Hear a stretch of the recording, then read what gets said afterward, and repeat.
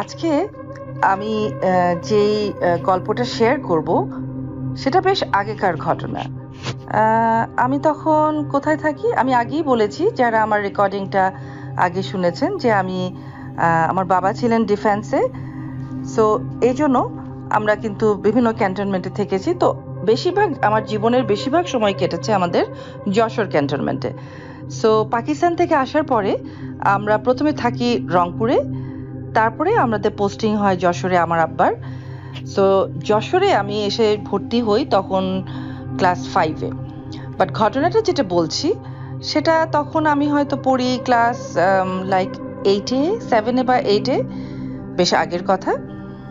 তো আমি আজকে যে গল্পটা বলবো, যে ঘটনাটা বলবো, সেটা আমাদের ক্যান্টনমেন্টের, যশোর ক্যান্টনমেন্টের বাসার পাশের বাসার ঘটনা।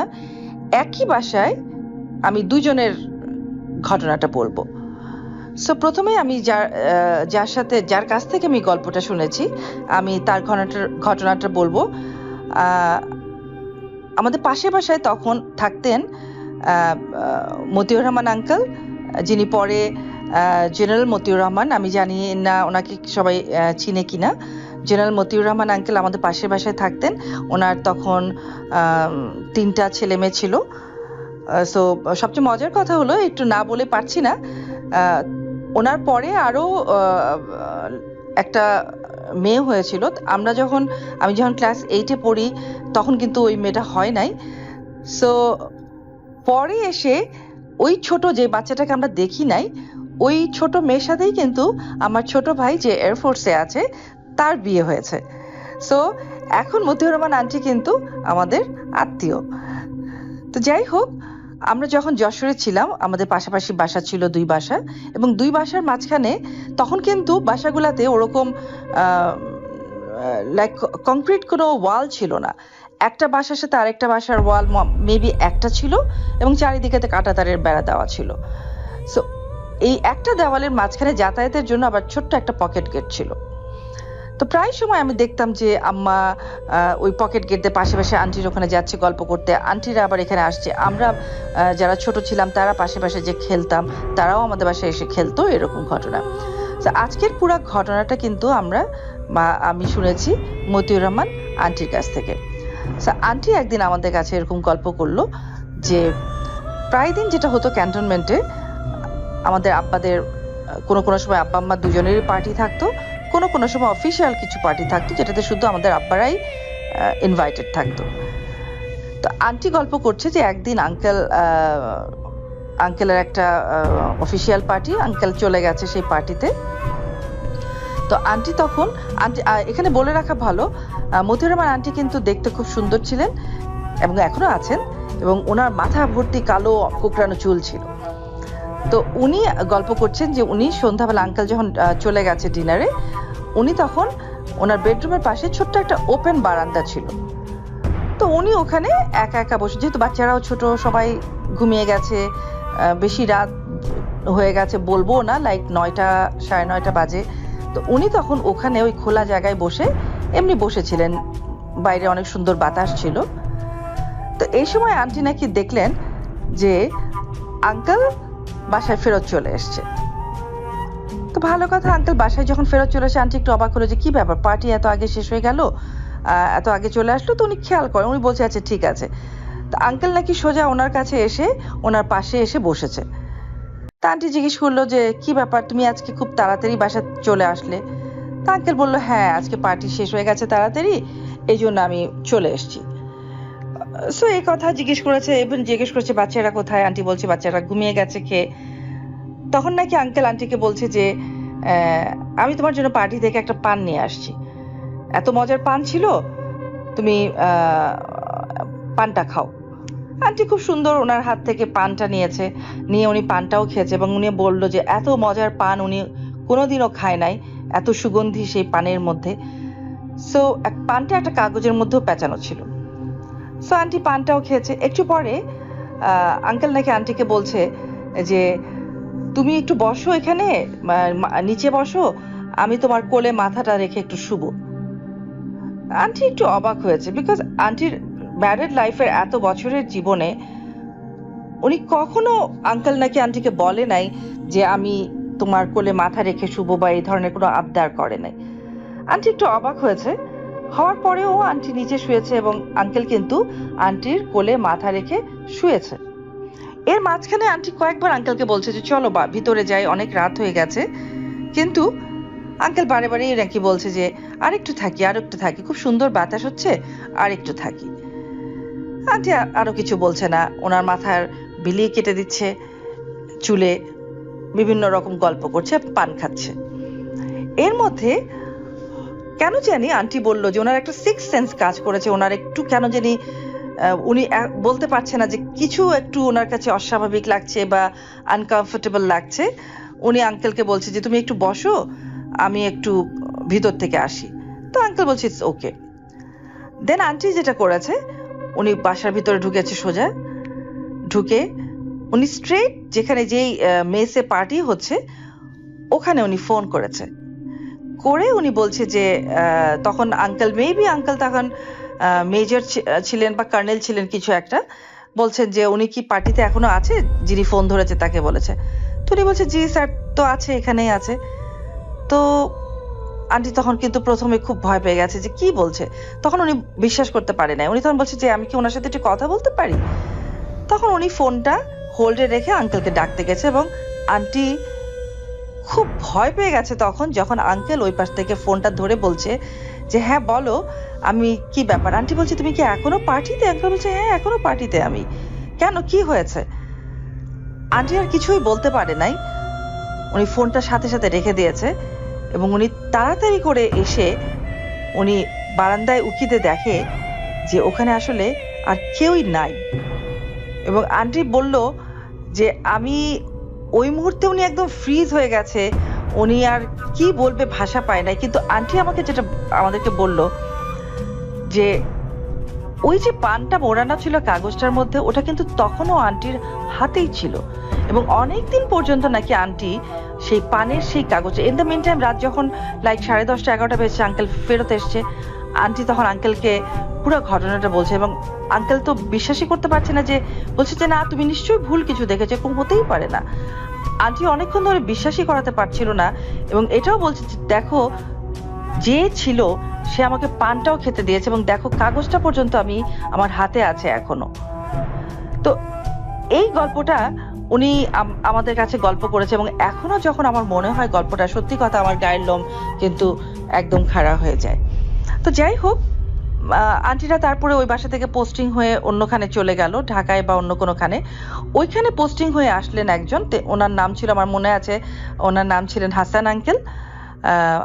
তো আঙ্কেল যাই হোক আসার পরে সুন্দরভাবে ওখানে আছে, ঠিকঠাক মতোই চলছে। তখনকার সময় আমাদের বাসায় টিভি ছিল, কিন্তু আমাদের টিভিটা একটা অ্যান্টেনা থাকতো টিভিটার এবং অনেক লম্বা একটা বাঁশের মধ্যে আমরা সেই অ্যান্টেনাটা লাগাতাম এবং প্রায় সময় দেখা যেত অ্যান্টেনাকে বাঁশ ধরে ঘুরাতে হতো ভালো ছবি আসার জন্য। তো আঙ্কেলের বাসায়ও ওরকম অ্যান্টেনা লাগানো। একদিন অনেক রাত, বাইরে বেশ হইচই হচ্ছে, আমরা জিজ্ঞেস করছি যে কি ব্যাপার আব্বা, আমরা সবাই বের হয়ে আসলাম, কি ব্যাপার। আঙ্কেল বলছে যে কি জানি ভাই হলো, হঠাৎ করে ছবি আসছে না, কিছু না, তো অ্যান্টেনা উনি বাঁশ ঘুরাচ্ছে শুধু বারে বারে ছবি আসার। আলটিমেটলি যেটা হলো উনি কিন্তু সাকসেসফুল হয় নাই। পরের দিন সকালবেলা উনি এই গল্পটা সবাইকে বলল যে কি হয়েছিল অ্যাকচুয়ালি। তো উনি যে গল্পটা বলল আমাদের কাছে, আমার এখনো মনে আছে, আমরা ছোট ছিলাম কিন্তু ঘটনাটা আমরা চোখের সামনে কি দেখলাম। উনি বলল যে কালকে রাতে উনি যখন অ্যান্টেনাটা বারে বারে ঘুরাচ্ছে, বাঁশ ঘুরাচ্ছে, কিছুতেই ছবি আসছে না, কেউ একজন ওনাকে ফিসফিস করে কানে কানে বলেছে যে তুমি যতই চেষ্টা করো তুমি আজকে টিভি দেখতে পারবে না। এই কথাটা নাকি ওনাকে কেউ বলেছে, উনি স্পষ্ট শুনেছে ওনাকে কেউ একজন বলেছে। তো পরের দিন সকালবেলা উনি লোকজন নিয়ে যখন বাসটা আবার নামালো যে কি সমস্যা হয়েছে, কেন আমি টিভি দেখতে পাচ্ছি না, তখন আমরা সবাই যেটা দেখলাম সেটা একটা বিরাট লম্বা বাঁশ, সেটার উপর থেকে একদম নিচ পর্যন্ত আপনি যদি একটা, এবং আর একটু বলে রাখি, অ্যান্টেনার যে তারটা থাকছিল, আমি জানি না এটা আমি বলবো 80s এর, আর্লি 80s আর লেট 70s এর কথা, আর্লি 80s এ হবে, নো লেট 70s এর কথাই আমি বলছি। ওই সময় অ্যান্টেনার তারটা কিন্তু চ্যাপ্টা টাইপের ছিল, একদম চ্যাপ্টা টাইপের লম্বা তারটা। আমরা চোখের সামনে যেটা দেখলাম যে উপর থেকে একদম নিচ পর্যন্ত কেউ একজন একটা তারের মধ্যে কামড়ালে যে কামড়ের দাগটা, একদম নিচ থেকে উপর পর্যন্ত পুরো তারটা ওরকম কামড়ের দাগ দেওয়া। এন্ড সত্যি কথা, দিস ইজ ভেরি আনইউজুয়াল, এবং বলবো যে এটা কিভাবে সম্ভব, এত উঁচু একটা বাঁশ যেটা তখনও লাগানো ছিল, সেটার উপর থেকে একদম নিচ পর্যন্ত ওরকম কামড়ানোর দাগ। তো যাই হোক, তখন তো ছোট ছিলাম, এত কিছু বুঝতাম না আমরা যে এটা কি হচ্ছে না হচ্ছে। পরবর্তীতে যেটা আমরা আব্বার কাছে শুনলাম ঘটনা, বা আম্মার কাছেও আমরা ঘটনা শুনলাম, যে হাসান আঙ্কেলেরই আরেকটা ঘটনা, সেটা হলো যে উনি একদিন, ওনার মোটরসাইকেল ছিল একটা, উনি সন্ধ্যাবেলায় বাসায় ফিরছে মোটরসাইকেলে করে। তো উনি হঠাৎ করে কি হলো, দেখা গেল উনি হসপিটালে অ্যাডমিট, মোটরসাইকেল থেকে উনি পড়ে গেছে। তো আব্বা যেহেতু ডক্টর ছিলেন, তো যাই হোক আব্বা হসপিটালে গেল, কি ব্যাপার হাসান, তুমি এইরকম ভাবে ড্রাইভ করছো মোটরসাইকেল, তুমি পড়ে গেলে এরকম। তখন নাকি হাসান আঙ্কেল আব্বাকে বলেছে যে অ্যাকচুয়ালি স্যার, আমি তো মানে নিজে থেকে অ্যাক্সিডেন্ট করি নাই, আমাকে কেউ একজন জোরে ধাক্কা দিয়ে ফেলে দিয়েছে আমি যখন গেট দিয়ে ঢুকছিলাম তখন। আব্বা তো প্রথমে বিশ্বাসই করবে না, বাট যেহেতু তার আগে এরকম একটা ঘটনা ওই বাসায় হয়ে গেছে ওনার সাথেই, আব্বা কিন্তু কিছু বলেও নাই সেটা, যে আচ্ছা ঠিক আছে। বাট উনি কিছুতেই ভুলতে পারছে না যে স্যার, উনি কাউকে বিশ্বাস করাতে পারছে না যে আমি স্যার পড়ি নাই, আমাকে কেউ একজন জোরে ধাক্কা দিয়ে ওখান থেকে ফেলে দিয়েছে। সো এই ঘটনা দুইটা, একই বাসার দুইটা ঘটনা। আমি জানি না ওই বাসায় এমন কিছু আছে কিনা বা ছিল কিনা। আমরা তখন সত্যি আমরা নিজেরাও অনেক ছোট, যতটুকু আমার মনে আছে, যতটুকু আমি শুনেছি তখন আব্বাদের কাছে, বা আমি বড় হয়ে ওই স্টোরিটাকে এখন রিলেট করতে পারি। সো আমার কাছে এখন মনে হয়েছে যে হ্যাঁ, নিশ্চয়ই কিছু তো একটা ডেফিনেটলি ওখানে ছিলই। সো আশা করি এই ঘটনাটা আপনাদের ভালো লাগবে। আমি যেটা বললাম, হয়তো আমি কিছু এদিক সেদিক মিস করেছি, যেহেতু অনেক আগেকার ঘটনা, তারপরেও চেষ্টা করেছি আমি মনে করতে দুইটা ঘটনা যেটা অনেক আগে আমাদের যশোর ক্যান্টনমেন্টের বাসায় হয়েছিল। সবাইকে ধন্যবাদ।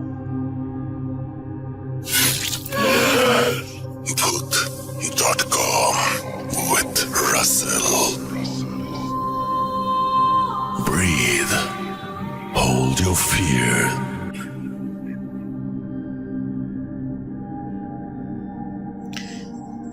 প্রিয় লিসেনার্স, এই মুহূর্তে যে স্টোরিটি আমি আপনাদের সাথে শেয়ার করতে যাচ্ছি, এই স্টোরিটি পাঠিয়েছেন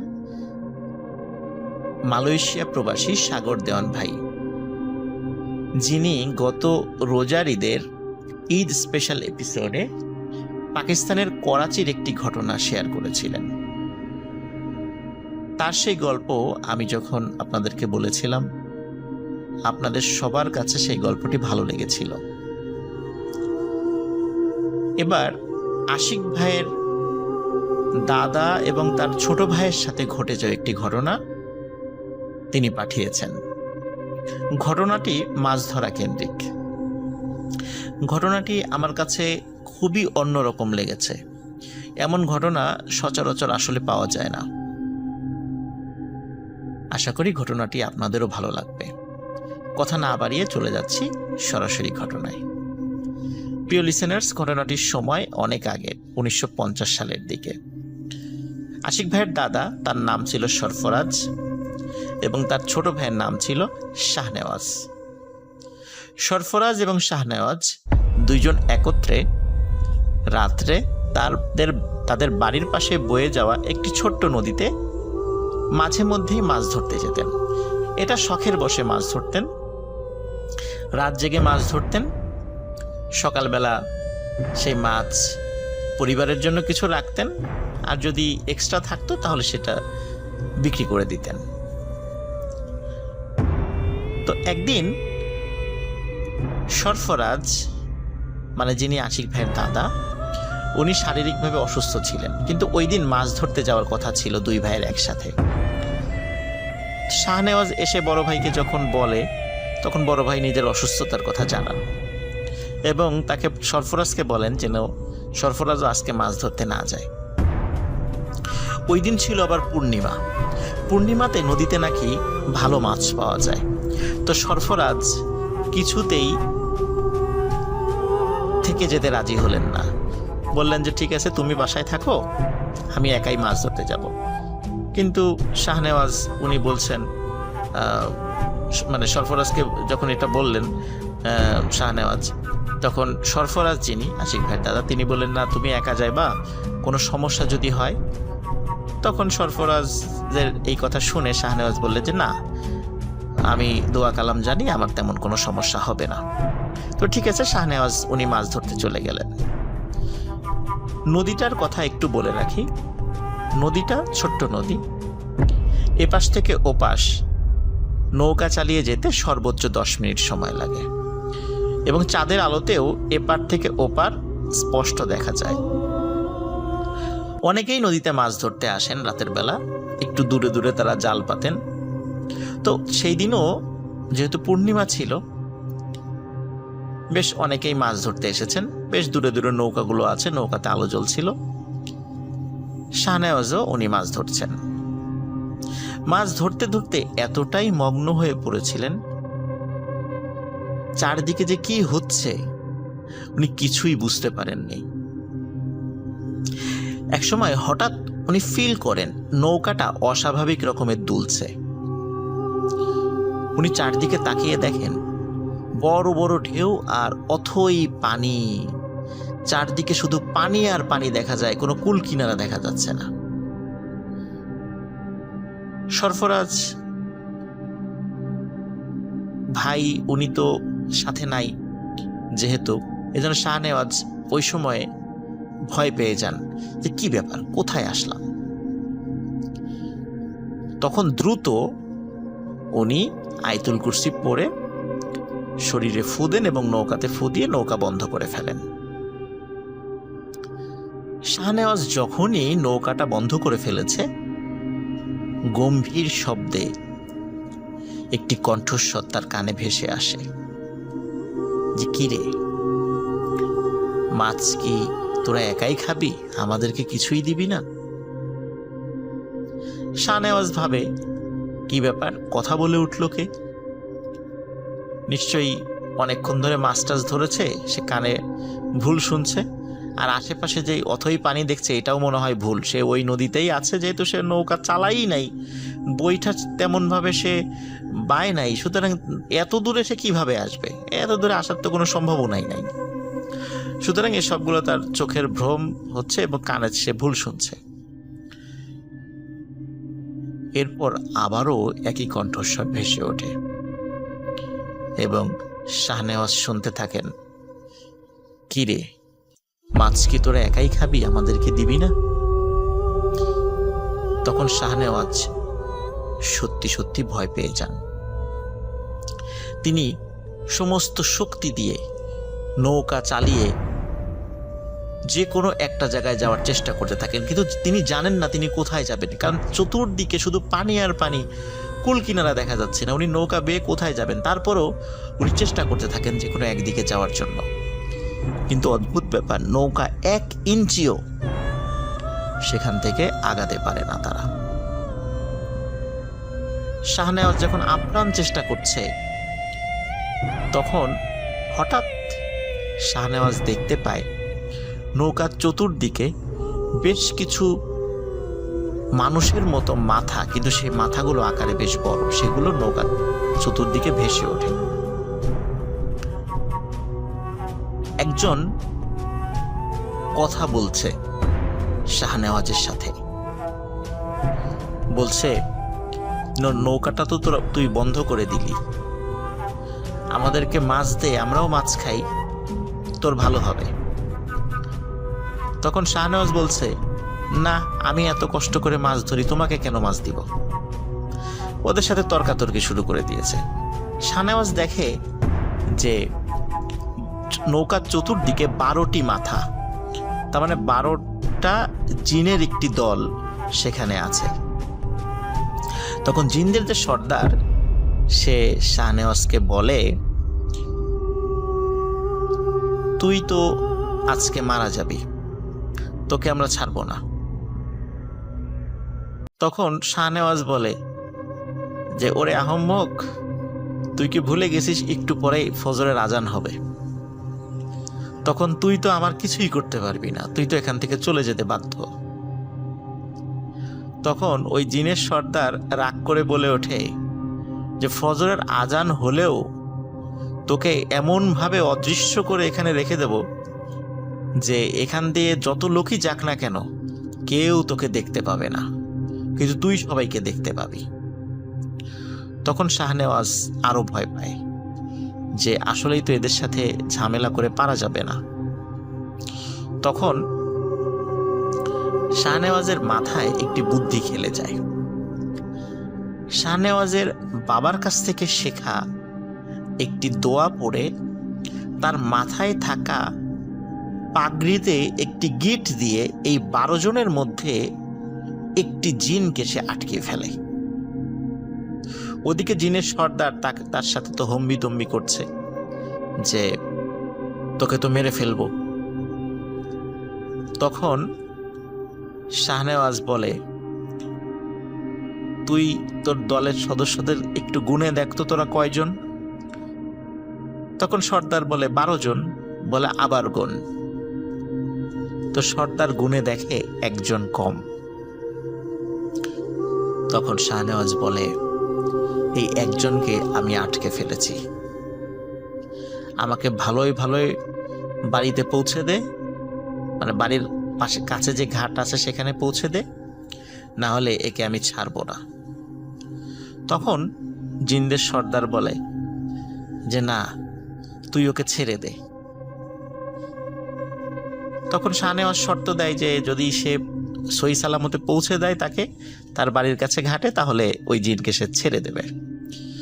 তখন সর্দার বলে, ঠিক আছে, যেহেতু তুই প্রতিশ্রুতি দিলি আমাদেরকে যে ওকে ছেড়ে দিবি, তাহলে আমরাও আমাদের প্রতিশ্রুতি রাখবো, তোকে তোর বাড়ির ঘাটে পৌঁছে দিচ্ছি, কিন্তু কথার যেন কোনো হেরফের না হয়, আমাদের দলের এই সদস্যকে তোকে ছেড়ে দিতে হবে।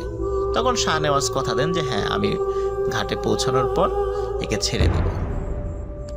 তখন ওই জিনের সর্দার শাহনেওয়াজকে বলে যে তুই চোখ বন্ধ কর।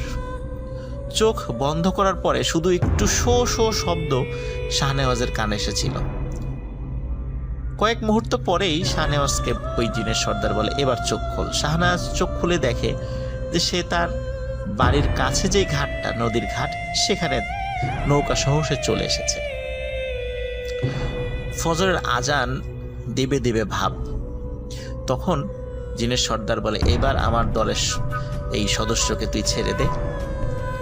ওই সময় শাহনেওয়াজের মাথায় একটি দুষ্টু বুদ্ধি খেলে যায়, যেটি তার জীবনের জন্য কাল হয়ে দাঁড়ায়। সে তখন জিনের সর্দারকে বলে যে না, এই সদস্যকে আমি ছাড়বো না, একে আমি আমার কাছে রেখে দেব, একে দিয়ে আমি কাজ করাবো, আমার যখন মনের ইচ্ছা করবে তখন আমি ছেড়ে দেব। তখন জিনের সর্দার বলে যে তুই তো প্রতিশ্রুতি দিয়েছিলি আমাদেরকে, দেখে ছেড়ে দিবি, আমরা তো আমাদের প্রতিশ্রুতি রেখেছি, তোর তো ক্ষতি করি নাই, তাহলে তুই কেন আমার দলের এই সদস্যকে ছাড়বি না? বলে না, আমি ছাড়বো না, আমি আমার প্রতিশ্রুতি রাখলাম না, একে দিয়ে আমি কাজ করাবো। তখন জিনের সর্দার বলে, তুই কিন্তু কাজটি ভালো করলি না, কারণ প্রতিশ্রুতি দিয়ে ভঙ্গ করাটা কিন্তু মোটেই উচিত নয়। আমরা জিন হয়ে তোর সাথে প্রতিশ্রুতি রক্ষা করলাম, আর তুই আশরাফুল মাখলুকাত হয়ে তুই প্রতিশ্রুতি ভঙ্গ করলি। তখন শাহনেওয়াজ বলে যে হ্যাঁ, ভঙ্গ করলাম, একে দিয়ে আমি কাজ করাবো। আসলে শাহনেওয়াজের মাথায় একটা দুষ্টু বুদ্ধি খেলে গিয়েছিল। সে চিন্তা করেছিল যেহেতু একে আটকে ফেলেছি, একে দিয়ে আমি কাজ করাবো, এমন একটি প্ল্যান তার মাথায় কাজ করে। কিন্তু আসলে তার এই প্ল্যানটা মোটেও ভালো ছিল না। যাই হোক, শাহনেওয়াজ বাড়িতে চলে আসেন। চলে আসার পর শাহনেওয়াজ চিন্তা করে যে বড় ভাইকে বিষয়টা বলবো, তিনি কি মনে করবেন। তখন বড় ভাইকে উনি কিছু বলেন না, বরং বড় ভাইকে গিয়ে মানে বড় ভাই যিনি সরফরাজ, যিনি আশিক ভাই দাদা, তাকে গিয়ে বলেন যে বড় ভাই তোমার কষ্ট করে রাত্রেবেলা মাছ ধরতে যাওয়ার দরকার নাই, আমি একাই মাছ ধরবো, কোনো সমস্যা নেই, তুমি বাসায় থাকো। তো বড় ভাই বলে যে কি ব্যাপার, আমরা একসাথে মাছ ধরতাম, তুমি আবার কেন একা একা মাছ ধরতে চাচ্ছ? তখন বলে যে না, আমি একাই মাছ ধরবো, তুমি দেখবা যে অনেক মাছ পাচ্ছি আমি। তো বড় ভাই আসলে শুরুর দিকে কিছু মানে বুঝতে পারে নাই, উনি বলে যে ঠিক আছে, তুমি যদি একা মাছ ধরো আমার কোনো সমস্যা নেই। এখন প্রতিদিন শাহনেওয়াজ যে কাজটি করেন সেটা হচ্ছে ওনার মাথার ওই পাগড়িটা উনি সাথে নিয়ে যান, বিশেষ ওই পাগড়িটা যেটাতে একটি গিট দিয়ে, দোয়াপুর একটি গিট দিয়ে একটি জিনকে উনি আটকে ফেলেছিলেন। উনি যখনই নৌকা নিয়ে মাছ ধরতে যেতেন তখনই ওই 12টা জিনের যেই দলটা ছিল তার মধ্যে একটা তো বন্দি ছিল, আর ওই যে সর্দার সহ আরও 10 জন, মানে মোট 11 জন, তারা ওই নৌকার কাছে এসে হাজির হতো, এসে বলতো যে শাহনেওয়াজ আমাদের দলের এই সদস্যকে ছেড়ে দে। তখন শাহনেওয়াজ বলতো যে ঠিক আছে, তাহলে আমাকে মাছ ধরে দে, তাহলে বিবেচনা করব। তখন কি করতো যে ওই জিনেরা তাদেরকে মানে শাহনেওয়াজকে মাছ ধরে দিত, মানে এত পরিমাণে দিত না যাতে করে মানুষের মনে সন্দেহ হতে পারে, মোটামুটি ভালো মাছ ধরে দিত। এখন শাহনেওয়াজের বড় ভাই সরফরাজ উনি দেখে কি ব্যাপার, শাহনেওয়াজ তো ভালোই মাছ ধরতে পারে একা একা গিয়ে, তা আমি আর না যাই। এদিকে শাহনেওয়াজও বড় ভাইকে বলে যে ভাই তোমার যাওয়ার দরকার নেই। তো এই জন্য আসলে সরফরাজ যিনি আশিক ভাইয়ের দাদা, উনি শাহনেওয়াজের সাথে ওইভাবে মাছ ধরতে যাওয়ার আর ইচ্ছা পোষণ করে না। কিন্তু কেন যেন সরফরাজের মনে একটি সন্দেহ জাগে যে কি ব্যাপার, আসলে কি ঘটছে, শাহনেওয়াজ এত মাছ কিভাবে পায়। কিন্তু আসলে শাহনেওয়াজ জিনদেরকে দিয়ে কাজ করিয়ে নিচ্ছে এটি তিনি বুঝতে পারেন নাই। একদিন সরফরাজ শাহনেওয়াজকে খুব ভালো করে ধরে যে কি ব্যাপার, সত্যি করে বলতো আসলে ঘটনা কি, আমি মাছ ধরতে যাওয়ার কথা বললেই আমাকে সাথে নিস না, অবশ্য ভালোই মাছ পাচ্ছিস, ঘটনা কি? তখন শাহনেওয়াজ সব ঘটনা খুলে বলার সাথে সাথে সরফরাজ খুবই ভয় পান, বলে তুই কাজটা মোটেও ভালো করিস নাই, কারণ প্রতিশ্রুতি দিয়ে ভঙ্গ করা এটা কিন্তু উচিত হয় নাই, আর সবচেয়ে বড় কথা একটা জিনকে অন্যায়ভাবে বন্দি করে রাখা হয়েছে, তারা তো তোকে পৌঁছে দিয়েছিল, তারপরে উচিত ছিল তাকে ছেড়ে দেয়া, এখন তো এরা যে কোনোভাবে তোর উপর প্রতিশোধ নেওয়ার চেষ্টা করবে, এখন কি হবে, তো তুই এই জিনটাকে ছেড়ে দে। তখন শাহনেওয়াজ বড় ভাইকে প্রতিশ্রুতি দেয় যে সেই জিনটাকে সে ছেড়ে দেবে। কিন্তু আসলে এই প্রতিদিন এত মাছ পাওয়ার একটা নেশা আর জিনদেরকে দিয়ে কাজ করিয়ে নেওয়ার একটা অভ্যাস, এইভাবে টানা কয়েক মাস হওয়ার কারণে ওনার মধ্যে এক ধরনের একটা অলসতা এবং এক ধরনের অদ্ভুত মজা উনি পেয়ে গিয়েছিলেন, উনি তাদেরকে দিয়ে কাজ করিয়ে মজা পেতেন। একদিন উনি মাছ ধরতে গেছে, সেই দিনটিও কোনো কারণে পূর্ণিমার দিন পড়ে গেছে। মাছ ধরতে যাওয়ার পর তখন দেখে হঠাৎ করে যে 11টি মাথা আবার ভেসে উঠেছে। জিনদের সর্দার বলে কি শাহনেওয়াজ কেমন আছিস? শাহনেওয়াজ সে স্বাভাবিকভাবেই চিন্তা করে যে জিনরা তো আমার কাছে একটু দায় ঠেকা আছে, তো এত ভদ্রভাবে উত্তর দেওয়ার খুব দরকার নাই, তো সে খুব তুচ্ছ তাচ্ছিল্যভাবে জবাব দেয়। তখন জিনের সর্দার বলে শাহনেওয়াজ তোর পাগড়িটা কোথায়, যে পাগড়িটা প্রতিদিন পরে আসতি? তো শাহনেওয়াজ বলে কেন, মাথায় তো আছে। তাই বলে শাহনেওয়াজ যখনই মাথায় হাত দিয়েছে তখনই শাহনেওয়াজের সমস্ত শরীর ভয়ে কেঁপে ওঠে। শাহনেওয়াজ দেখে ওই দিন ভুল করে সে বাসায় থাকা অন্য একটি পাগড়ি পরে চলে এসেছে, এবং যে পাগড়িতে গিট দিয়ে জিনটাকে আটকে রেখেছিল এই পাগড়িটি সে আর ওই দিন নিয়ে আসে নাই, যেটা প্রতিদিন মাছ ধরার সময় সে নিয়ে যেত। শাহনেওয়াজ প্রচন্ড ভয় পায়, এবং এতটা ভয় পায় যে সে আয়াতুল কুরসি বা অন্যান্য দোয়া কোনোটাই ভয়ে পড়তে পারছিল না, মানে সে ভয়ে সব কিছু ভুলে গেছে। তখন জিন বলেছিল যে এতদিন আমাদের সাথে প্রতারণা করে অনেক কাজ তো করিয়ে নিলি, এই কাজগুলো যে অন্যায় এটা তুই কি মানিস? তখন শাহনেওয়াজ বলে যে হ্যাঁ, কাজটা আমার উচিত হয় নাই। তখন বলে যে তোকে আমরা এমনভাবে মারব যে তোর গ্রামের সবার জন্য তুই একটি উজ্জ্বল দৃষ্টান্ত হয়ে থাকবি। এই ঘটনা বলার পর লিসেনার্স, আশিক ভাই যিনি এই গল্পটি সাগর দেওয়ান ভাইয়ের কাছে বলেছিলেন, তিনি বেশ কান্নাকাটি করেন, কারণ এটা খুবই একটা প্যাথেটিক বিষয়। এখন বলতে পারেন যে যেহেতু শাহনেওয়াজ মারা গেলেন, ঘটনাটি আসলে কে পরবর্তী ঘটনাটা আমাদের কাছে এনে দিল, এটি বলছি প্রিয় লিসেনার্স। আসলে পরের দিন তার যে বড় ভাই সরফরাজ, উনি দেখেন যে শাহনেওয়াজ বাড়িতে ফেরে নাই। উনি চিন্তায় পড়ে যান, কারণ উনি তো জানতেন যে এরকম একটা দুর্ঘটনা ঘটতে পারে। শাহনেওয়াজ যদি প্রতিশ্রুতি যেহেতু রক্ষা করে নাই জিনদের সাথে, তো উনি সকালবেলায় অন্যান্য যারা মাঝি মাল্লা যারা আছে, যারা মাছ ধরতে গিয়েছিল জেলে, তাদের সাথে কথা বলা শুরু করে। তারা বলে হ্যাঁ, সরফরাজ তো রাত্রেবেলা গিয়েছিল, কিন্তু তারপরে আমরা তাকে দেখি নাই। তখন গ্রামের সবাইকে এই ঘটনাটি খুলে বলে, মানে শাহনেওয়াজের কথা আর কি, সরফরাজ খুলে বলার পর সবাই মিলে শাহনেওয়াজকে খুঁজতে থাকে। 1 দিন, 2 দিন, 3 দিন, 4 দিনের দিন একটি বিষয় সবাই লক্ষ্য করে।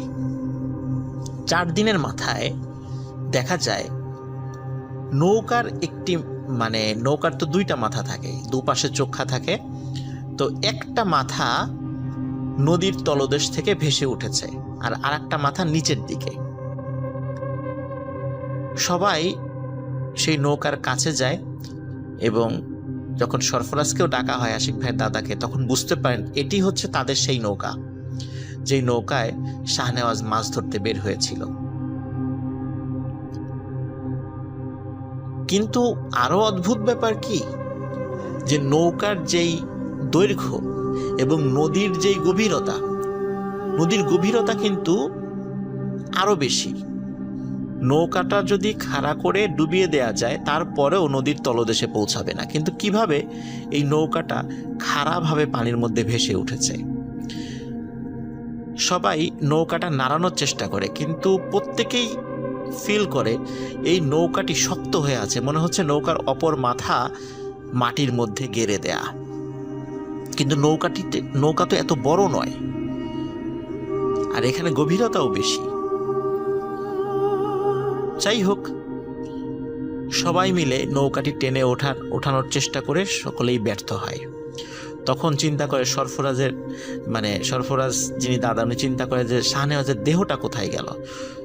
তখন অন্যান্য যারা জেলেরা আছে সবাই মিলে, এবং সরফরাজ উনি নিজেও ডুব দিয়ে খোঁজার চেষ্টা করে শাহনেওয়াজের দেহটা কোথায়। সবাই দেখে নৌকার একদম নিচের দিকে শাহনেওয়াজের মাথাটা নদীর তলদেশে মাটির মধ্যে ঢুকে আছে, এবং দেহটাও উপরের দিকে। কিন্তু অদ্ভুত ব্যাপার সেটা হচ্ছে নৌকাটা এত বড় কেন, কিভাবে হলো? কারণ গভীরতা তো অনেক বেশি। যাই হোক, এই প্রশ্নের উত্তর কখনোই পাওয়া যায় নাই। সবাই অনেক চেষ্টা করেছে শাহনেওয়াজের দেহটা তোলার জন্য, কিন্তু বডিটা তুলতে পারলেও মাথাটা তুলতে পারেনি। কারণ হচ্ছে মাথাটা মাটির মধ্যে ছিল আর বডিটা উপরের দিকে ছিল। যখন টানা হেঁচড়া করে তখন তার বডিটাই মাথা থেকে খুলে চলে আসে, বডিটাই উপরে আনতে পারে, কিন্তু মাথাটা তুলতে পারে না। তখন সারা গ্রামে শোকের ছায়া পড়ে যায়। শাহনেওয়াজকে মাথা ছাড়াই দাফন করা হয়। আরো অদ্ভুত ব্যাপার, মাসের পর মাস, বছরের পর বছর ওই নৌকা ওই রকমই ছিল। যখন বর্ষাকালে নদীর পানি অনেক বেড়ে যায়, নদীর পানি যেভাবে বাড়ে নৌকার মাথাটাও সেই তালে তালে ঠিক ততটুকুই ভাসতে থাকে।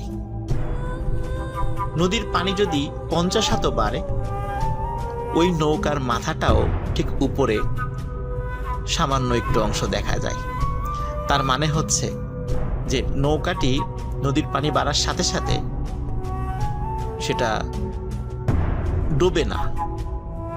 এটি একটি অদ্ভুত ব্যাপার ছিল। অনেকেই নৌকার যখন বর্ষাকালে অনেক পানি হয়ে গেছে, অনেকেই চিন্তা করেছে তাহলে তো নৌকাটা মনে হয় মাটির থেকে ছুটে উপর দিকে ভেসে আছে, কিন্তু সেটাকে যখন নাড়ানোর চেষ্টা করছে তখন তারা ফিল করেছে না, এই নৌকাটা এখনো মাটির ভিতরেই প্রথিত আছে। কিন্তু তাহলে বর্ষার পানি বাড়ার পরেও নৌকার মাথা কেন পানির উপরে দেখা যাচ্ছে? এভাবে অনেক দিন এরকমই ছিল। কোনো একটি খরার সময় যখন পানি, নদীর পানি অনেক কমে যায়, তখন যত কমে যায় নৌকাটা ততটা আস্তে আস্তে নিচে নামতে থাকে। একসময় নদীর পানি যখন শুকিয়ে গিয়েছিল, সেই সাথে নৌকাটিও তলদেশের সাথে চিরতরে মিলিয়ে যায়। বেশ কয়েকজন গর্ত খুঁড়ে নৌকার অস্তিত্ব খোঁজার চেষ্টা করলেও ওই নৌকার অস্তিত্ব আর কখনো খুঁজে পাওয়া যায় নাই। আর ওই দিন থেকে, যেই দিন থেকে শাহনেওয়াজ মানে তার মৃত্যু হয়েছিল, ওই দিন থেকে ওই সেই পাগড়ি, যে পাগড়িতে একটি জিনকে গিট দিয়ে আটকে রাখা হয়েছিল, ওই পাগড়িটা আর খুঁজে পাওয়া যায় নাই। দুঃখজনক ব্যাপার হচ্ছে যে আশিক ভাইয়ের পরিবারের সাথে এখনো কিছু অদ্ভুত ঘটনা ঘটে চলে। ওই জিনেরা এখনো আশিক ভাইয়ের পরিবারকে ছাড় দেয় নাই। যখন আশিক ভাইয়ের এই যিনি দাদা আর কি, সরফরাজ, তার ছোট ভাই শাহনেওয়াজ মারা গেলেন, পরবর্তীতে একজন হুজুরের মাধ্যম দিয়ে যখন এই জিনদেরকে হাজির করা হয়েছিল, তখন ওই রাত্রে কি ঘটনা ঘটেছিল জিনরাই নিজের মুখে স্বীকার করেছিল। সেখান থেকেই আসলে ওই দিন শাহনেওয়াজের মৃত্যু কিভাবে হয়েছিল সেটি জানা গিয়েছিল। প্রিয় লিসেনার্স, এই ঘটনা থেকে আমরা একটা বিষয় জানতে পারি, সেটা হচ্ছে যে প্রতিশ্রুতি যদি কাউকে, সে হোক মানুষ বা হোক জিন, যদি দেয়া হয় তাহলে অবশ্যই সেটি রক্ষা করাটা দায়িত্ব হয়ে পড়ে। এই প্রতিশ্রুতি রক্ষা না করে শাহনেওয়াজের মনে যে দুষ্টু বুদ্ধি চলে এসেছিল, এটির খেসারত দিতে হয়েছে তার জীবন দিয়ে। লিসেনার্স, আশা করি ঘটনাটি আপনাদের ভালো লেগেছে। ধন্যবাদ।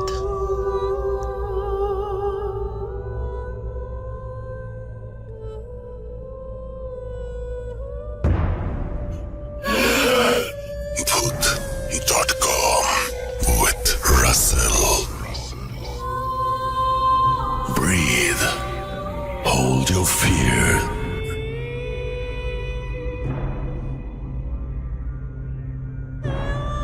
আসসালামু আলাইকুম। ভূত.কমের সকল লিসেনারকে জানাচ্ছি শুভেচ্ছা। আশা করি সবাই ভালো ও সুস্থ আছেন। লিসেনার্স, এই মুহূর্তে আমি যখন আপনাদের সাথে কথা বলছি, মানে স্টোরি শেয়ার করছি, মানে রেকর্ড করছি, তখন বাইরে অনেক বৃষ্টি হচ্ছে, সেই সাথে বজ্রপাতের শব্দ। আপনারা মাঝে মাঝে বজ্রপাতের শব্দ শুনবেন। এমন একটি সময় আমি একটি স্টোরি রেকর্ড করতে বসলাম। স্টোরিটি বড়ই অদ্ভুত, কিন্তু এই টাইপের স্টোরি আপনারা কখনো কখনো শুনেছেন, কিন্তু কিছুটা মিল থাকলেও পুরোপুরি মিল নেই। এবং এই স্টোরিটি অন্য স্টোরি থেকে এই কারণে ব্যতিক্রম, মাঝে মাঝে স্টোরি যখন আমরা শেয়ার করি তখন যার সাথে ঘটেছে তার কাছ থেকে অনুমতি নিয়ে আমরা স্টোরি শেয়ার করি। কিন্তু আমার মনে হয় বাংলাদেশে এটি অন্যতম একটি ব্যতিক্রম একটি স্টোরি হবে, যেখানে কোনো মানুষের কাছে অনুমতি নিয়ে এই স্টোরিটি শেয়ার করা হচ্ছে না। এই স্টোরিটি সরাসরি একটি জিনের কাছ থেকে অনুমতি নিয়ে শেয়ার করা হচ্ছে। আপনারা স্টোরিটি পুরোপুরি শোনার পরে আমার এই কথার মর্মার্থ বুঝতে পারবেন। তো কথা না বাড়িয়ে সরাসরি চলে যাচ্ছি মূল ঘটনায়। ঘটনাটি আমাকে পাঠিয়েছেন নড়াইল জেলার লোহাগাড়া উপজেলার লাহোরিয়া ইউনিয়নের আলামিন। আলামিনের বেশ কয়েকটি গল্প আমি ইতোমধ্যে বলার চেষ্টা করেছি আপনাদের সামনে, এবং প্রত্যেকটি ঘটনাই খুবই অন্যরকম ছিল। এই ঘটনাটিও তার ব্যতিক্রম নয়। ঘটনাটি যার সঙ্গে ঘটেছে সঙ্গত কারণে তার একটি ছদ্মনাম আমাকে বলতে হচ্ছে, কারণ আপাতত সরাসরি তার নাম বলার অনুমতি পাওয়া যায়নি, যার কারণে তার শুধু মূল নামটা আমি হাইড করে যাচ্ছি। ঘটনাটির সময়কাল 2013 সাল। 2013 সালের কোনো এক সন্ধ্যার পর এই ঘটনাটি ঘটে। ঘটনাটি যার সাথে ঘটে তিনি একটি মসজিদের ইমামতি করতেন। তার বয়স ছিল 22 থেকে 23 বছর। ওই সময়টিতে মাগরিবের নামাজের পরে রিফাত নামে একটি ছেলেকে তিনি আরবি পড়াতেন। রিফাতের বাড়ি লাহোরিয়া যে বাজার, সে বাজার থেকে সামান্য একটু দূরে। উনি মাগরিবের নামাজ পড়িয়ে রিফাতের বাসায় যেতেন এবং রিফাতকে আরবি পড়িয়ে আবার এশার নামাজ পড়াতে আসতেন। মাগরিবের পর যখন রিফাতকে তিনি পড়াতে যান, পড়ানোর একটি পর্যায়ে রিফাত বলে যে আমি একটু ওয়াশরুমে যেতে চাই। তো ওদের ওয়াশরুমটা ছিল বাসার বাইরে, সাধারণত গ্রাম সাইডে যেরকম থাকে আর কি। তো রিফাত ওয়াশরুমের কথা বলে বাইরে গিয়ে হঠাৎ চিৎকার চেঁচামেচি শুরু করে। রিফাত তার মাকে ডাকছে। ওই সময় তার বাবা বাড়িতে ছিল না, তার দাদাও বাড়িতে ছিল না, তার মা ছিল আর ওই হুজুর ছিল, মানে যেই ভাইয়ের কথা বা যে ভাইয়ের স্টোরিটি আমি আজকে শেয়ার করছি। তখন তার মাকে ডাকাডাকি শুরু করে। তখন তার মা হুজুরকে বলে, চলেন তো দেখি ও ডাকাডাকি করছে কেন। তখন তার টর্চ লাইট নিয়ে বাইরে বের হয়। রহস্য তখন থেকেই শুরু। রিফাত বলে যে দেখো দেখো, অদ্ভুত প্রকৃতির একটি সাপ। সত্যি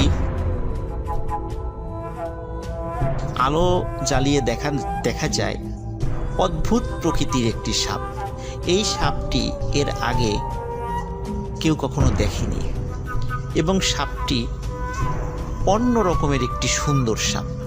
মানে এটা সৌন্দর্যের সাথে অন্যান্য সাপের আসলে মিল পাওয়া যায় না। খুবই সুন্দর একটি সাপ। এখন অদ্ভুত ব্যাপার হলো, সাপটি ওইখান থেকে সরে চলে যাচ্ছে না, সে নড়াচড়া করছে, কিন্তু ওই জায়গাটাতেই আছে। এখন রিফাতের যিনি আরবি হুজুর, উনি চিন্তা করছেন যে আসলে সাপটি মারবেন কি মারবেন না। উনি দ্বিধাদ্বন্দ্বে আছেন। এই দ্বিধাদ্বন্দ্বের একটি পর্যায়ে উনি সিদ্ধান্ত নেন যে না, সাপটিকে তিনি মেরে ফেলবেন।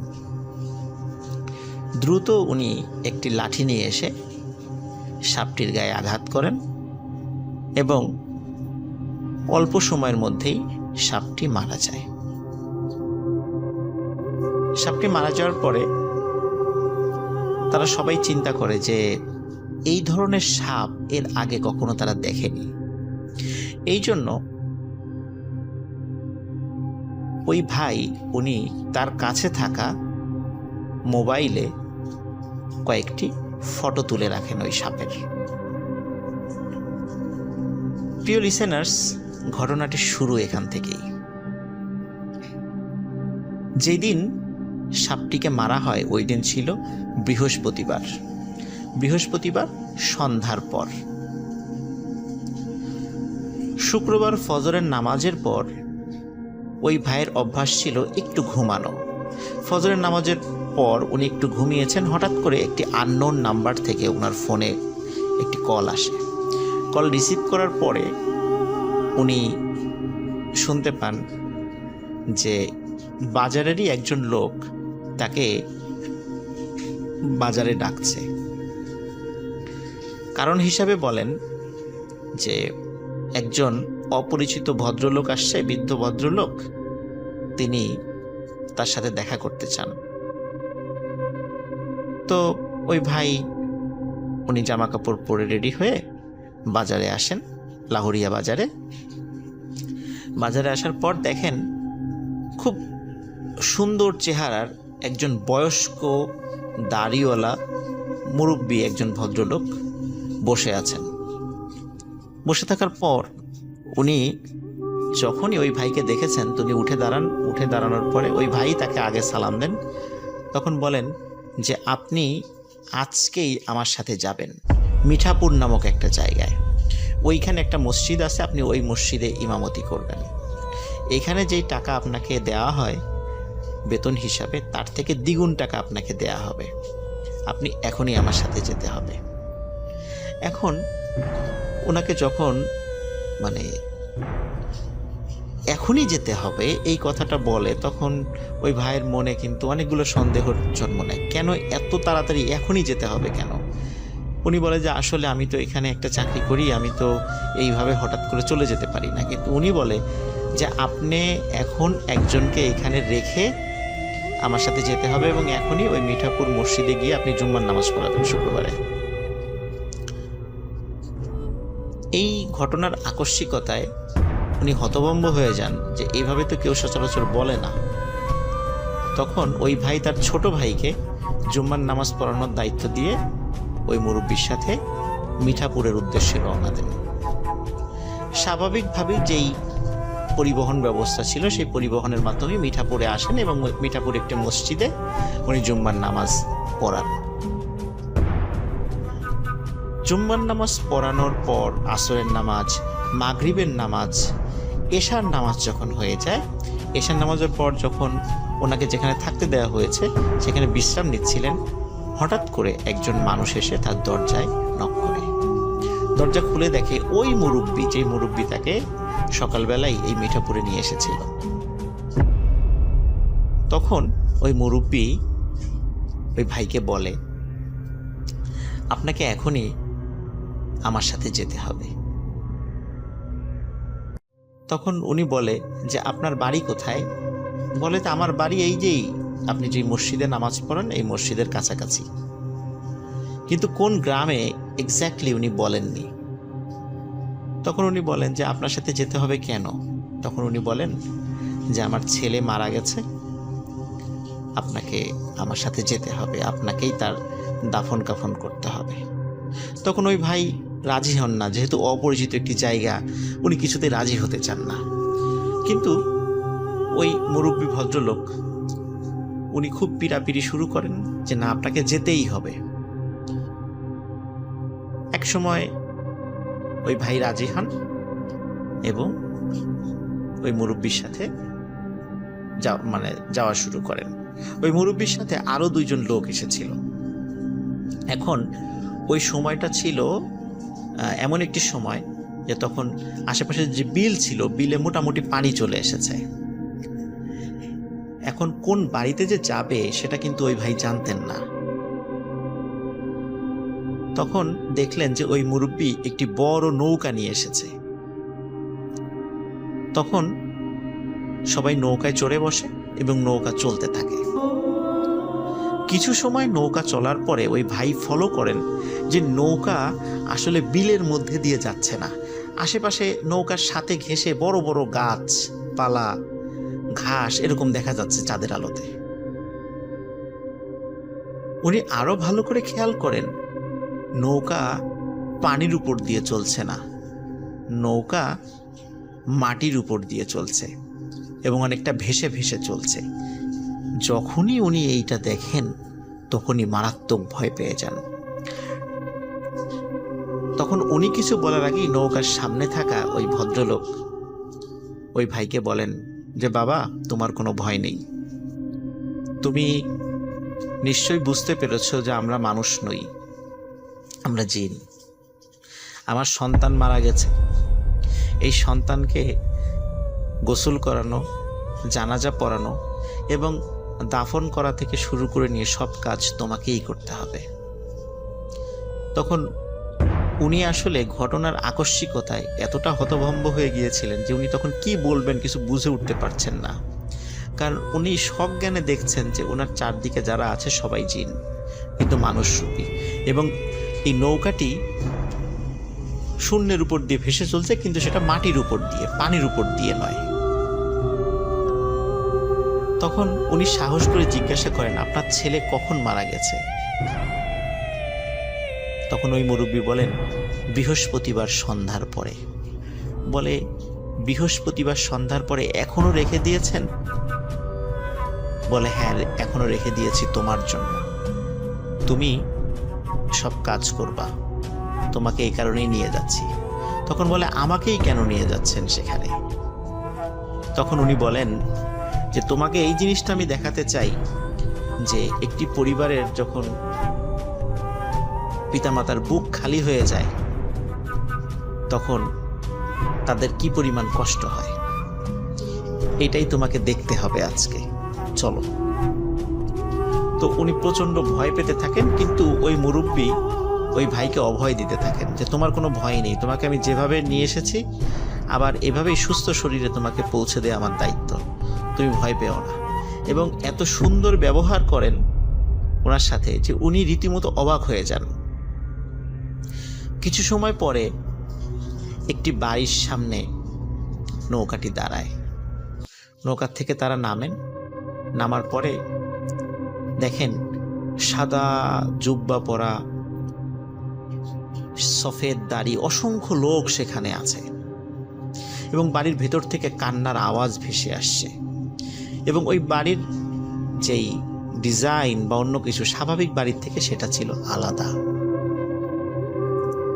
তখন ওই মুরব্বী তাকে বলেন, বাবা তুমি ভয় পেও না, এই পাশেই আমার ছেলের লাশ রাখা আছে, লাশে পচন ধরে যাবে, তুমি তাড়াতাড়ি তাকে গোসল করাও। উনি ওই লাশের গোসল করাতে গিয়ে অজ্ঞান হয়ে যান বা টোটালি সেন্সলেস হয়ে যান। আমরা সাধারণত প্যারানর্মাল যেই গল্পগুলো করে থাকি, লিসেনার আপনারা খেয়াল করবেন যে আমরা বলি যে এই ঘটনা দেখে সে অজ্ঞান হয়ে গেছে, চোখ খুলে দেখে সে তার বাড়িতে, তখন সবাইকে ঘটনা খুলে বলে। আসলে উনি অজ্ঞান হয়ে যাওয়ার পরে যখন জ্ঞান ফেরে তখনও দেখে ওনার চারিদিকে জিন। উনি যেখানে এসেছেন সেখানকার লোকজন চারদিকে দাঁড়িয়ে আছে। উনি সেন্সলেস থেকে যখন আবার সেন্সে আসে, আবার এই লাশের গোসল দেয়, গোসল দেওয়ার পরে জানাজা হবে, জানাজা পড়ানোর দায়িত্বও পড়ে ওই ভাইয়ের উপরে। উনি আবারও জানাজা পড়াতে গিয়ে সেন্সলেস হয়ে যান, ওই জিনেরাই তার জ্ঞান ফেরায়। জ্ঞান ফেরার পরে উনি জানাজা পড়ান, তাকে দাফনও করা হয়। উনি মোট 3 বার এই সেন্সলেস হয়ে গিয়েছিলেন।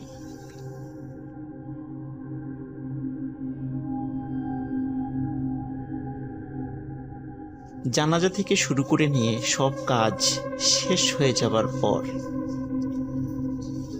ওই লোক, মানে ওই জিন ভদ্রলোক, তাকে আবার বাড়িতে পৌঁছে দেওয়ার ব্যবস্থা করেন। বাড়িতে পৌঁছে দেওয়ার আগে উনি ওই ভাইকে একটি উপদেশ দেন। তিনি বলেন যে, বাবা, তুমি তো আমার অনেক বড় ক্ষতি করে ফেলেছ। নিশ্চয়ই তুমি দেখতে পেয়েছো যে আমার স্ত্রী কিভাবে কান্নাকাটি করছিল, সেই শব্দ তুমি শুনেছ। তোমার কাছে একটি বিনীত অনুরোধ থাকবে, কখনোই রাতের বেলা হঠাৎ করে সাপ বলে কোনো কথা নয়, কোনো প্রাণীর গায়েও অকারণে আঘাত করো না, সে যদি তোমার ক্ষতি না করে। আর সাপ রাতের বেলা মারার ক্ষেত্রে অবশ্যই সতর্ক থাকবা, তা না হলে আমার মতো এমন অনেক জিনের বুক খালি হয়ে যাবে। এই পরামর্শ দিয়ে তিনি আবার দুইজন জিনকে বলেন যে তাকে পৌঁছে দিয়ে আসতে। একই রকম ভাবে তার মসজিদের কাছে এসে তারা পৌঁছে দেয়। পৌঁছে দেওয়ার সাথে সাথে উনি দৌড়ে মসজিদের ভিতরে ঢোকার চেষ্টা করছিলেন, কিন্তু মসজিদের মানে মেইন কম্পাউন্ডে আসার আগে একটু কাদা ছিল, কাদার মধ্যে উনি পড়ে যান। পড়ে যাওয়ার সময় মানে পড়ে গিয়ে আবার উনি সেন্সলেস হয়ে যান। ফজরের সময় যখন মুসল্লিরা নামাজ পড়তে আসে তখন দেখে যে উনি এইভাবে পড়ে আছেন। তখন তারা তাকে জ্ঞান ফেরায়, জিজ্ঞেস করে কি হয়েছে, কিন্তু এই ঘটনাটি ওই জিন কাউকে বলতে নিষেধ করেছিলেন, যার কারণে উনি এইটি তাদেরকে বলার সাহস করেননি। বলে যে ফজরের সময় আজান দেওয়ার জন্য উনি উঠেছিলেন, কিন্তু পা পিছলে পড়ে গিয়ে সেন্সলেস হয়ে গিয়েছিলেন। তো এই বিষয়টি বলে তিনি সবাইকে এড়িয়ে যান, সবার এই প্রশ্নকে উনি অ্যাভয়েড করেন এইভাবে বলে। যাই হোক, এরপর থেকে ওনার সাথে মাঝে মাঝেই ওই জিনের দেখা হতো। উনি যখন তাহাজ্জুদের নামাজ পড়তেন মসজিদের মধ্যে, তখন ওই জিন আসতো। ওই জিন এসে তার সাথে কথা বলতো, এবং ওই জিন আসার পরে তাকে বলে, মানে ওই ভাইকে বলে যে আমার সন্তান তো মারা গেছে, তোমাকে আমি ক্ষমা করে দিয়েছি, তুমি আমার সন্তানের মতো, কারণ আমার সন্তান নেককার ছিল, আর তুমিও নামাজ রোজা করো, তোমাকে খুব ভালো লেগেছে, তোমাকে ক্ষমা করে দিয়েছি, আমি তোমাকে আমার সন্তানের মতো হিসাবে দেখব। তোমার যখন যেই সমস্যা তুমি পড়বে আমাকে বলো, আমি চেষ্টা করব আল্লাহর ইচ্ছায় যদি পারি সমাধান করার জন্য। এরপর থেকে ওই ভাইয়ের কাছে মাঝে মাঝেই ওই জিনটা আসতো, এসে বিভিন্ন বিষয়ে আলোচনা করতো, ধর্মীয় বিষয়ে কথা বলতো, বিভিন্ন বিষয়ের সমাধান করে দিত। এমনকি ওই ভাইয়ের পেছনে ওই জিন অনেক সময় সালাত আদায় করতেন। গত রোজার ঈদের নামাজের সময়ও ওই ভাইয়ের পেছনে উনি সালাত আদায় করেছেন। এটা অন্য কেউ দেখেনি, উনি দেখেছেন। প্রিয় লিসেনার্স, এই যে ঘটনাটি ঘটেছে এবং ওই জিন ওনার কাছে যে আসে, এটা কিন্তু এখনো চলমান আছে। আলামিন ভাই যখন এই বিষয়টি ওনার সাথে কোনো একটা বিষয়ে, প্যারানরমাল বিষয়ে কথা হচ্ছিল, তখন এই বিষয়টি আলামিন ভাইকে উনি বলেন। তখন আলামিন ভাই যখন ভূত.com-এ আমার কাছে এই স্টোরিটি শেয়ার করতে চাইলেন, তখন ওই ভাই বলেছিলেন যে তাহলে ওনার কাছ থেকে অনুমতি নিতে হবে, তাছাড়া এই গল্পটি বলা যাবে না। তখন ওই জিনটি যখন তার সাথে আবার দেখা করতে আসে, ভূত.com-এ এই গল্পটি প্রচার করার জন্য অনুমতি চান, শুধু ওই ভাইয়ের নাম প্রকাশ না করার শর্তে গল্পটি বলতে বলে। কারণ এই গল্পের মধ্যে একটি মোরালস রয়েছে, সেটা হচ্ছে রাতের বেলা হঠাৎ করে কোনো প্রাণীকে আঘাত করে মেরে ফেলা যাবে না, বা অকারণে কোনো প্রাণীকে আঘাত করা যাবে না।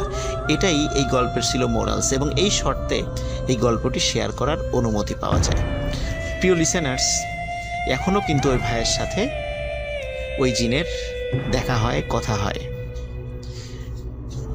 এবং ওই জিনের অনুমতি সাপেক্ষেই এই গল্পটি আপনাদের সাথে আজ শেয়ার করলাম। আশা করি সবার ভালো লেগেছে। যদি সুযোগ থাকে এবং আবারও অনুমতি পাওয়া যায়, অবশ্যই ওই ভাইকে আমি চেষ্টা করব লাইভে নিয়ে আসার জন্য। তখন আপনারা তার নিজের মুখ থেকেই বিভিন্ন অভিজ্ঞতার কথা শুনতে পাবেন। সবাই ভালো থাকবেন, সুস্থ থাকবেন। আসসালামু আলাইকুম।